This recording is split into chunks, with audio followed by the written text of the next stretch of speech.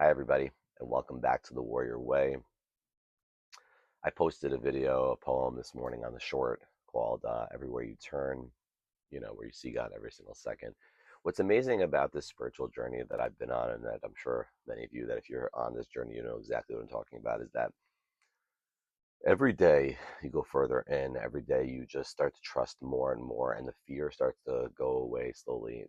The feelings that you get of fear or being scared or the anxiety, it becomes less and less, and you learn how to cope with it. Like it'll rise and it'll fall, just like that's what the breath is. The breath is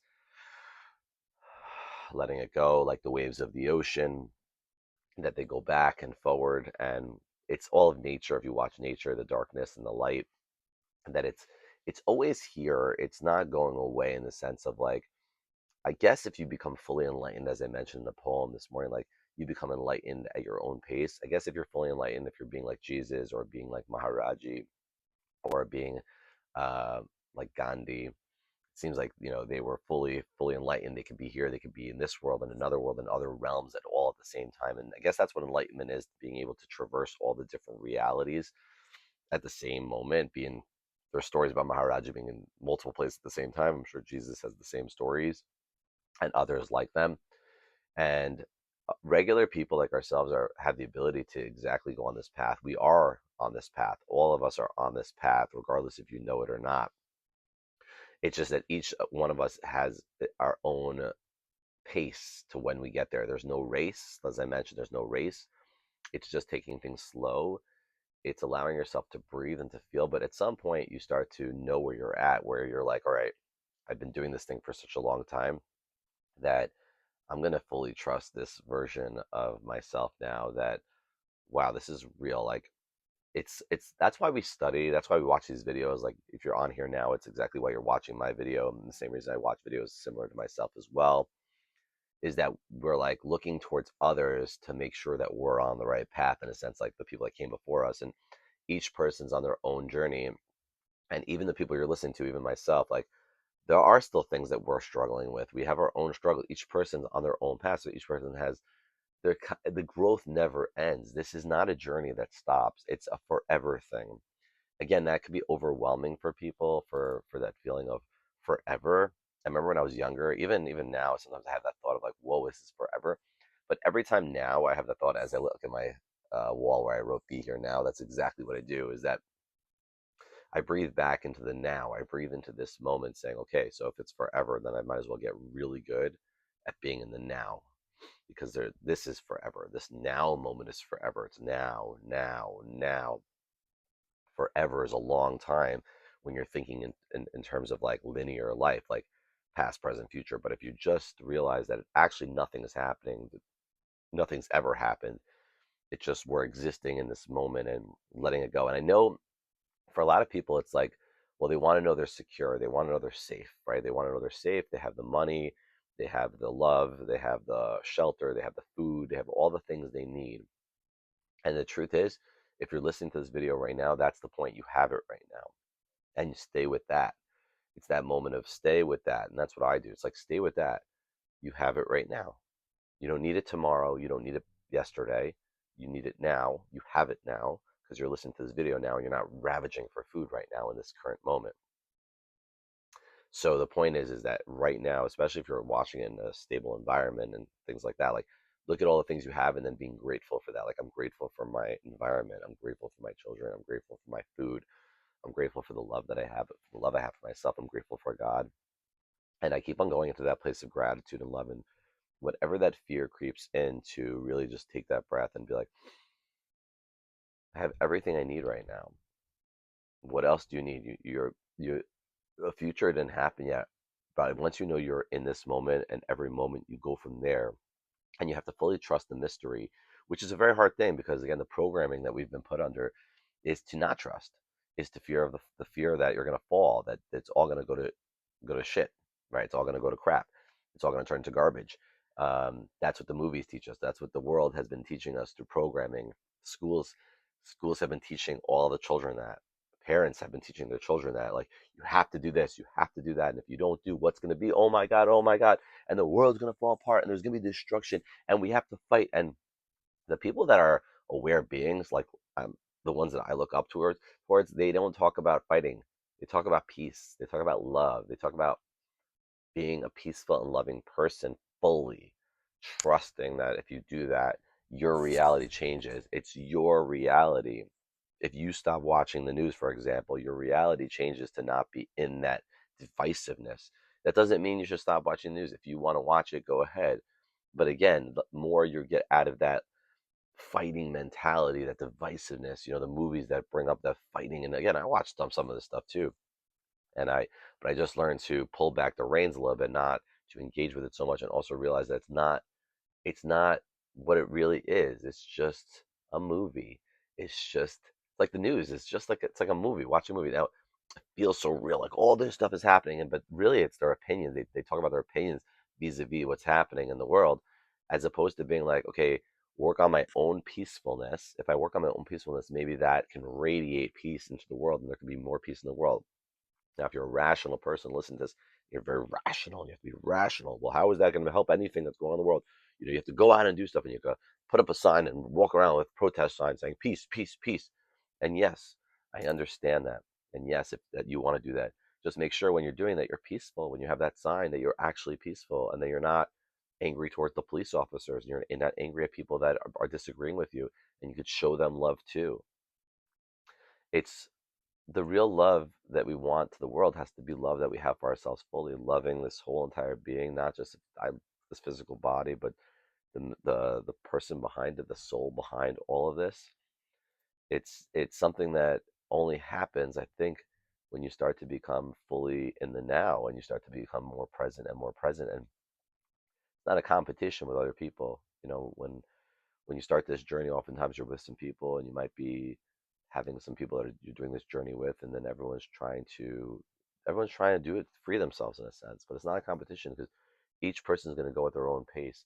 And at some point, you might break off, as I have, and you end up doing your own thing, and you end up realizing, like, I can't do anything for anybody else in this world other than work on myself. And it's kind of like why I do these videos in a sense also, is that you know, I can get the comments and I can help people in that way, but I really can only help people as far as I can work on myself. So I express it on here like, hey, this is what I'm doing.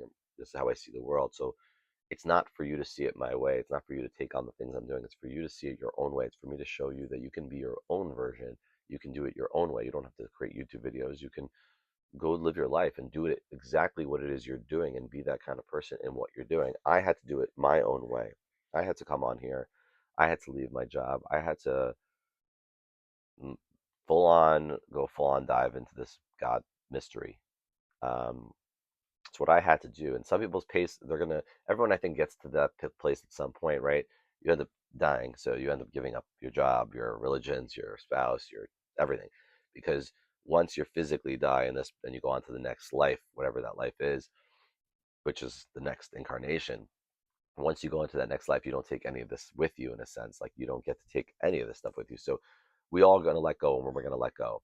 It's just what happens. And some of us, it's in this lifetime, we're going to let go earlier. Some of us, it's later, but there's no race. There's no race. It's just, it's like everyone goes at their own pace. You just have to trust the way you feel at each moment. And I think that the most important thing is really feeling good each moment of the way, each step of the way. I teach my children that, really, they teach me. My children, I think, children are the biggest teachers about. They're here to enjoy. You notice that children just enjoy their lives, but I do tell them, like, just trust how you feel when you meet new people, or you want to develop relationships, boyfriends, girlfriends, or friendships. Like, trust how you feel, and if something doesn't feel right, then trust that. Just because someone else tells you that you should do, no, it's not what someone else tells you. You have to trust yourself. I can tell you on a video what I would do. It doesn't mean you should do that. This is the hardest part of the journey, is that no single individual can tell you what you should do for yourself. You are your own guru. You are your own master. You are your own Jesus. You are your own Maharaji. You are your own Gandhi. You are, I am, I am, I am who I am. I am, Jesus said, I am the way. What he meant by that was that not Jesus is the way, even though Jesus is the way for him. Yoni is the way. You are your own way. I am is I.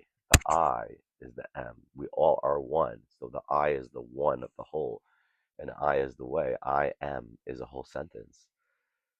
I now say that every morning and every night. I am who I am, and that is enough. That's a prayer that I say that came from Bashar. Um, I have I am love on top over here. I I am has been a big one. I used to wear bracelets that I am to remind me that I am is enough. Sometimes we lose that, and because that usually happens when we're looking towards others and we're comparing. And I'm a human, so even when I go on YouTube, it's like I'm on YouTube, so it's like it's hard not to do comparison, but I try really not to because it's not about that. It's more just love, and I appreciate, and I try to comment, and I try to like all the videos that I go on to that I like and watch and subscribe to whoever I feel I'm getting something from. Even if it's the first video I see, I'm like, all right, I like this. I'm gonna subscribe because I want to be. I want more of that love, more of that positivity, more of that godly energy. And what starts to happen is that all of a sudden all your videos become about this because that's what we're doing. We're all getting closer to the oneness of it all. And what I've realized though is that even with all that is that there's this the shadow and light exists no matter what. You're the shadow and light exist no matter what. The realities exist because your reality is exactly where you need to be. And there are different realities, there's different planes of existence, there's different dimensions, and you are pacing your dimension. You're at your dimension wherever you are at this moment, and you're going to evolve into these higher dimensions when you're ready, whether you like it or not. It's going to happen. Things are going to happen. The suffering is in the mind, but suffering happens.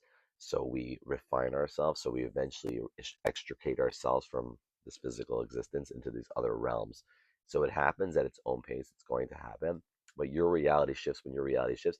And there's always this other thing of other reality. So when your reality shifts, I've realized like when the Bible talks about the Messiah, it's not this external Messiah, it's the internal Messiah, your own revealing. It's like the Bible happens to you. You go through the experiences of the Bible, you go through your own experiences of leaving Egypt or having the flood. These all what you think is external, but it's really all happening internal because it's inside out. And you go through those experiences, and then you're the Messiah comes through you, and then you live in this what's called enlightenment state where everything becomes beautiful, where everything is beauty. You see it all. That's where Jesus was living. That's where Maharaji was living. That's where Moses was living. Maybe Muhammad and other greats. Again, I don't know them specifically to be in those places, but I assume based on all the religions and all the stuff, like the highest people usually the mistake that everyone else I think makes is that they think that they follow along, like they have to follow exactly the path. But all of them I think were trying to say the same thing, which is it's all words. So they were saying the same thing, which is like it's like, yeah, follow the path, but follow your own path. And I'm sure that's what they were saying. And whoever wrote these things down and they tried their best, and I'm sure everyone tried their best to help everyone extricate themselves from their own prison minds. But because we're stuck in our own prisons, it's hard to get out of it until you realize you're stuck in a prison. You're stuck in your reality, and to trust in it, to completely unravel the programming that you were put under, to completely unravel everything you've learned, everything, throw it all in and being like, none of it's real. None of that way is real, but it feels so real. That way of life, oh my God, it feels so real. And this new way of life, it's like the reason you have to like create these routines is because we had all these other routines that were for that other programming. It's like you created all those routines for a programming of a survival. So racing, running, money, chasing desires, all that stuff. You created those routines for that programming and to exist in that life for so long. So you have to unravel the whole thing. That's why people have all those things about food, sex, whatever lifestyle changes. That's why people completely do a whole new lifestyle change where they start to pray, they start to meditate, they start to give up smoking, drinking, drugs, sexual stuff. They give up a lot of stuff like that, food. They start becoming vegans and vegetarians, because a lot of that stuff creates this density that you're living in this 3D density, and they want to shift out of this 3D density into 4D, 5D, 6D, 7D, whatever it is, to get out into these dimensions and into higher dimensions. So it's easier when you get rid of these things. I personally have my own mm, mentality when it comes to like, because I have to do my own pace. So for me, food was never like a thing I was like so crazy about. But I still eat meat. I still eat chicken. I definitely eat more vegetables and fruit than I've ever done, though. That's what's interesting. So, because my path was my teacher Ram Dass, the path that I've taken was that instead of trying to get rid of these things, I was like, all right, let me just do more good things. And by doing more good things, like I got rid of drugs, alcohol, smoking cigarettes, not because I tried to get rid of them, but because I was doing more good things, and then that stuff started falling away. Same thing with sexual behaviors as well, porn as well. All these things started to go away the more good I was doing. I didn't try to get rid of it; it just started happening on its own. Um, and then, if it's okay that you have that drink, you have the smoke, you have sex. It's like it's okay. It's more getting caught up in like feeling bad for yourself that you're doing those things. Like, no, it's part of the human experience. Like, go do those human experiences until they work its way out. At least that was my thought process. You can try to push yourself away, and some people have that method of like really trying hard, but oftentimes then you feel so bad when you falter in those areas, as opposed to like allowing yourself and giving yourself permission to do it. So that way, if you do it, it's not like it's like the word sin. Like, stop saying it's a sin. Sin, I use it in my poetry too. I view sin as not a bad thing. I view sin as like, it's just like you turned away from your own inner self, in a sense. Like, you turned away from the core of your existence when you do something that's counterproductive for yourself. But it's not a sin if you feel like you really want to do something. You're allowed to, and you should, provided you're not hurting anybody else. Like, that would be my caveat. If you're hurting someone else, maybe that you could call it sin. Don't hurt other people, right? Like, try your best. I mean, and for the most part, we're not really trying to hurt other people, but sometimes we do, whether it's intentionally or unintentionally. Our job is to love, to love ourselves, to love others like ourselves, to treat everyone with kindness and love. That doesn't mean you have to hang out with everybody. That doesn't mean you have to give your time to everybody. That's the big difference. Like, I used to be too kind and giving all my time and energy, answering every phone call, every text, always be there for people, always show up, and learning to say no. Sometimes, sometimes I feel like I have to say yes because I'm trying to be helpful, and I feel like it's helpful for me too. And to be selfish when it comes to your time, and it's okay because it's your time to, you need to work on yourself, and best thing you can do for anybody else is to work on yourself. And that could sound, if you're not in this journey, it could sound selfish, and I can understand that. But it's not. It's really the best thing you can do for everyone else is to work on yourself. I've learned that, and that's what I do. There's a lot of work to do in that area of learning to say no to certain things and certain people and certain phone calls, to not respond, and to learn to get off the phone when it's time. Giving people too much of my time in those moments, yeah, there's always more room for me to grow. I know that about myself, and I'm grateful to have learned that about myself, and to be here in this moment. And with that, I will end for the day. I hope you appreciated this video. If you did, of course, you can comment, you can comment, about your own journey, as I mentioned in the previous videos. I'd love to hear about your own journey, about where you're at, about your own struggles, about the love that you have, and where you're at with everything, and whatever you want to comment. I'd love to hear from you. So until the next video, have a great day, and I'll speak to you soon.